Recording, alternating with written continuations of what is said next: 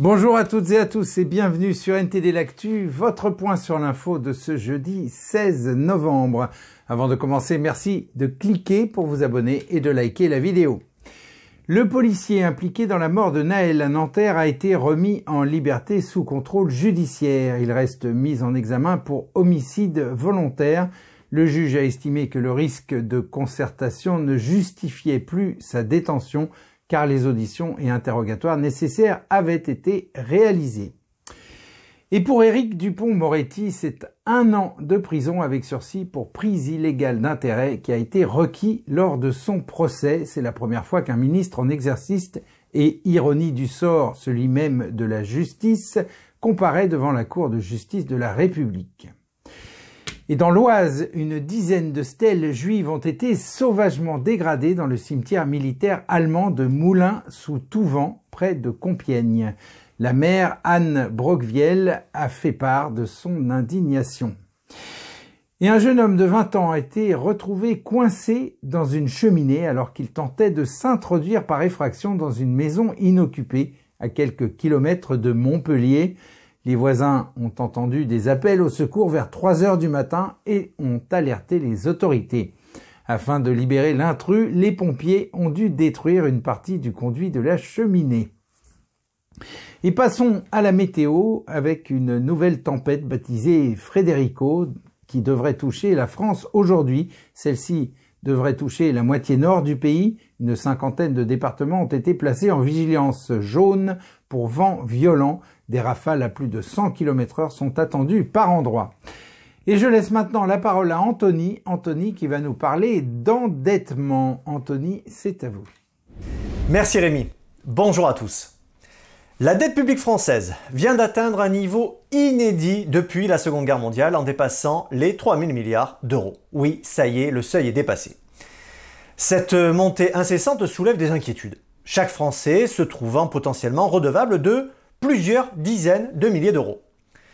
Alors, comment sommes-nous arrivés là? C'est ce que raconte le documentaire 3000 milliards, les secrets d'un État en faillite, produit par l'association Contribuables Associés. Plus précisément, le film pointe du doigt la responsabilité dans la situation économique actuelle de la France. Des gouvernements successifs, de gauche comme de droite, et du centre, au pouvoir depuis les années 70, et dénonce les contradictions et les promesses non tenues en matière de gestion d'argent public. Avec l'intervention d'économistes, d'avocats, de consultants et de personnalités politiques, le documentaire dépeint un panorama détaillé de cette situation financière alarmante. Le documentaire, mélange d'expertise et de témoignages poignants, rassemble des économistes, juristes, consultants et politiciens influents. Parmi eux Jean-Marc Daniel, Marc Touati, Olivier Babot et Benoît Perrin, de Contribuables Associés, offrent des analyses percutantes sur l'économie française. Des figures politiques telles qu'Édouard Balladur et Hervé Novelli partagent leurs expériences internes, tandis que la voix familière de François Berland guide le public à travers cette enquête approfondie. La croissance est encore soutenue et la dette de l'État n'est évoquée par personne.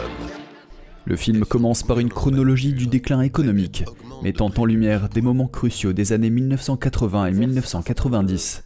Benoît Perrin explique que l'ère Mitterrand, avec ses nationalisations et la mise en œuvre des 35 heures en 1997, marquent un tournant. Le documentaire critique ouvertement la gestion financière des gouvernements successifs, déplorant l'écart persistant entre recettes et dépenses et l'absence de mesures concrètes pour redresser la situation. Le contenu s'articule autour de 4 chapitres, dénonçant un État avide, un nombre pléthorique d'élus, une fonction publique enflée et un manque de contrôle sur les dépenses publiques. La critique s'étend aux normes excessives et au code législatif en expansion constante, exhortant un changement de paradigme chez les politiques et hauts fonctionnaires. Pour Benoît Perrin, le documentaire vise à éveiller les Français et à exercer une pression sur les élus. Avec plus de 750 000 vues depuis sa sortie, le film semble trouver son public. Alors que la population est historiquement et culturellement favorable à une intervention forte de l'État dans l'économie, Perrin rejette l'idée d'un frein culturel, arguant que la situation de la France est plutôt le résultat de politiques publiques irresponsables, en comparant la dépendance aux dépenses publiques à une addiction difficile à rompre. Face à cette dette titanesque, on peut se demander quel est l'avenir pour la France. Actuellement, la dette publique reste soutenable grâce à des taux d'intérêt bas et des recettes publiques suffisantes. Mais l'État français doit rester vigilant, car si les taux venaient à remonter, la charge de la dette pourrait devenir insoutenable, plongeant le pays dans un scénario semblable à celui de l'Argentine en 2001. Un endettement croissant pourrait signifier des pressions fiscales accrues, une diminution des services publics et une dépendance économique vis-à-vis d'autres pays. En somme, un cocktail peu réjouissant, je vous l'accorde. L'enjeu est donc de taille. Peut-on encore redresser la barre sans sacrifier les acquis sociaux? C'est un dilemme qui se pose à tous les acteurs politiques et économiques. Le documentaire nous incite à repenser la gestion de nos finances publiques et à envisager des réformes structurelles, un défi qui s'annonce aussi complexe que nécessaire. Peut-être est-il temps de réinventer notre modèle économique, de trouver un équilibre entre solidarité sociale et responsabilité budgétaire. Une tâche ardue, mais essentielle pour assurer un avenir prospère à la France. Rémi, c'est tout pour moi. Merci Anthony. On revient maintenant sur la rencontre qui a eu lieu hier entre Joe Biden et Xi Jinping. Le président des États-Unis et le numéro 1 du Parti communiste chinois ont convenu de maintenir les lignes de communication ouvertes.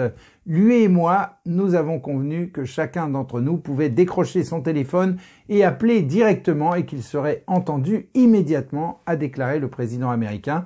Il a ajouté: c'est un dictateur dans le sens où voilà un homme qui dirige un pays communiste qui repose sur une forme de gouvernement totalement différente de la nôtre. La rencontre devrait tout de même amener une reprise de la communication entre militaires de haut niveau. Le président chinois aurait accepté de réduire considérablement les approvisionnements en composants du fentanyl. Le fentanyl est cette drogue venue de Chine qui fait des ravages aux États-Unis. La question de Taïwan a aussi été largement évoquée et Joe Biden a insisté pour que le Parti communiste chinois n'interfère pas dans le processus électoral de l'île indépendante et démocratique. Le dictateur chinois a pour sa part demandé au président américain de cesser d'armer Taïwan puisque d'après lui, la réunification serait inévitable. Voilà pour cette rencontre au sommet. Je pense que Vladia reviendra dessus de manière plus approfondie demain. Et Israël a décidé de ne pas limiter le nombre de camions autorisés à entrer dans la bande de Gaza. Les Nations Unies disposent d'environ 460 camions en attente à El Arish, la ville égyptienne la plus proche du point de passage de Rafah vers la bande de Gaza. Un plan en 10 points sera présenté par l'ONU visant à améliorer la situation humanitaire à Gaza. Et la justice française a récemment émis un mandat d'arrêt international contre le président syrien Bachar al-Assad ainsi que 3 autres hauts responsables pour leur implication présumée dans les attaques chimiques de 2013 en Syrie.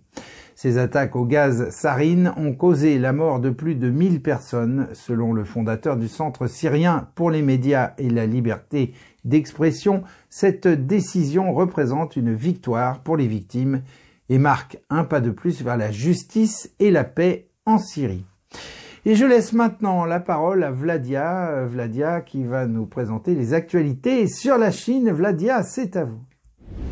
Merci Rémi, bonjour à tous. L'une des plus grandes campagnes de désinformation en ligne enregistrées dans le monde a été orchestrée par le Parti communiste chinois. Un reportage de CNN a examiné des documents provenant d'entreprises de réseaux sociaux et des dossiers judiciaires. Il explique que la campagne fonctionne par l'intermédiaire d'un réseau connu sous le nom de Spamouflage ou Dragon Bridge. Elle consiste à lancer un assaut de messages sur presque toutes les grandes plateformes, dénonçant publiquement les cibles et, dans certains cas, menaçant de recourir à la violence. It will make life very uncomfortable for those who speak ill of China. Les plateformes de réseaux sociaux ont procédé à des bannissements en série pour stopper les comptes, mais des acteurs malveillants en créent de nouveau en masse chaque jour. Ce phénomène est l'un des aspects de la stratégie de Pékin qui vise à réduire au silence les détracteurs du régime chinois dans le monde entier. Le réseau a été découvert il y a plus de 4 ans, mais les autorités ont établi un lien entre l'opération et la police chinoise au cours des derniers mois. Et en Asie du Sud-Est, la Thaïlande a abandonné son projet de patrouille conjointe avec la police chinoise suite à une opinion publique défavorable. Le ministre thaïlandais du Tourisme en a fait l'annonce mardi. La proposition a suscité des critiques en ligne, des inquiétudes concernant la souveraineté nationale et une réprimande de la part du chef de la police du pays. Le projet initial visait à renforcer la confiance des touristes, en particulier des Chinois. Ces derniers représentaient plus d'un quart des arrivées de touristes étrangers avant la pandémie. Et on conclut ces Actus Chine avec un peu de légèreté pour une fois. Je vous présente un magasin suspendu au-dessus du vide, ou plutôt accroché sur le flanc d'une falaise. Ce magasin est situé à environ 121 mètres au-dessus du sol, dans un parc géologique du centre de la Chine. Les personnes qui escaladent la falaise mettent environ 90 minutes pour atteindre le magasin. Une fois arrivés, ils peuvent se procurer une bouteille d'eau gratuite. Selon les médias chinois, les employés utilisent des tyroliennes pour réapprovisionner le magasin tous les jours. Un seul membre du personnel travaille à l'intérieur du magasin. C'est tout pour moi, merci Rémi, très belle journée à tous. Merci Vladia, et on conclut cette émission avec une citation d'Aristote, le célèbre philosophe né en Grèce en 384 avant Jésus-Christ, et il a dit, je cite, « Il n'y a pas de pire injustice que de traiter également des choses inégales. » Et voilà, c'est la fin de ce journal. Merci de l'avoir suivi. On se retrouve demain à 13 h pour une nouvelle édition de NTD L'Actu. Et en attendant, portez-vous bien, aidez-vous les uns les autres et à demain.